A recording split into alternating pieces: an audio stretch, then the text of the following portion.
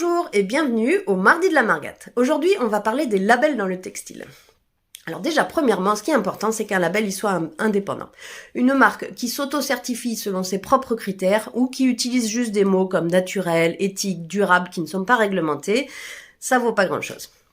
Donc, des labels indépendants, il y en a beaucoup. Moi, je vais vous en parler de 3. C'est les 3 qu'on voit le plus souvent en France.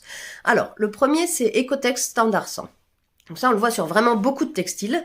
C'est un label qui certifie qu'il n'y a rien dans le produit fini qui met en danger votre santé. Donc c'est pas environnemental, c'est pas social. Par exemple, du polyester peut tout à fait être labellisé avec ce label Ecotex Standard 100. Ensuite, le deuxième, qui est intéressant aussi, c'est le France Terre Textile.